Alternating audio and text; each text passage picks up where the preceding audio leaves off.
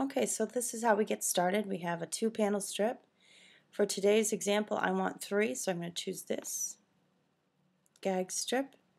Now you can add or remove panels by the selection down here. And then we need to go to the art library. Now we typically start with the characters. There's Bitstrip characters, there are a few pets, any characters you have created, and finally any characters in our class. If I open up the gallery, then any students can share characters with the other members of the class.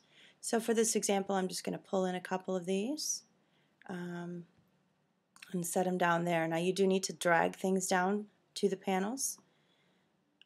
We usually have the mover selected down here, and that'll show the crosshairs, and you can slide things around as you see fit and move them over where you need them. Then we go to scenes. As you can see, we have scenes, props, furniture, special effects, shapes, outfits, images, all kinds of things you can add. For this example, I'm just going to drag a classroom in. And I'm going to do the same over here because I want it to be consistent. And as you can see, the pieces of the scene slowly pop up. Now you'll notice there's several things on the shelves. If you click on any one thing and it's selected, you can click delete.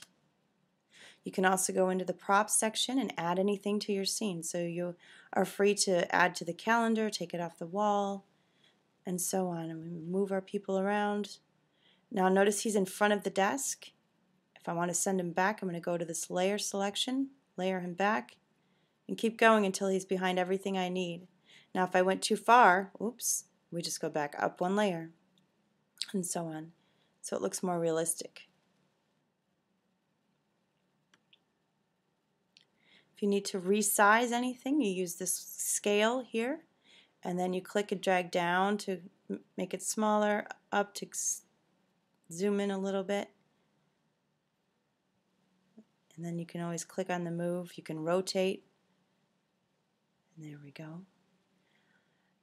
And the last thing I want to show you is controls. If you have, you can control just about anything here. It's the color of the calendar. I could rotate it. The glue stick, you could rotate it around the table a little. That just turned it around backwards. And so on. I don't know how the ruler came to the front. But we would like to pose a character. So we double click and it turns yellow. And then you see all these controls at the top. We have facial expressions that are pretty generic. I have fun playing with those. There's pages of those. And then finally at the end, I believe you can create your own by playing with these. Now these little locks will lock or unlock the eyeballs. And you can move them around and change where they're looking. If you click this little separation button, one eye will move independently of the other. Students love this feature.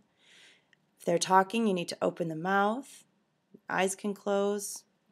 I have the eyes independently again. Change the size of the pupils. You could rotate the head, rotate the body. And then finally we have several different poses. Slide over here. Make him pose. Stand him back up. And then if you want to select anything, you can tweak the poses. Once your character is yellow and you double click any selection in there, you'll see it turns white. And that means you can rotate it in a fairly normal fashion. For instance, if I click his thigh, it'll move. Oh, it does go all the way around. And you can have fun with that too. And then finally, when your students get really good at that and they decide they want something that is not here, you can go over to the art library and click on images and click on upload, and you can upload pictures you own, pictures you find on Creative Commons and Flickr, or anything else that you have that you might need. For instance, if you need a mailbox and there isn't one located, you can have your students upload one and plop it right into their picture and keep going. Make sure you save often, because if you don't save and you get locked up, you're going to lose all your work. I hope that helps.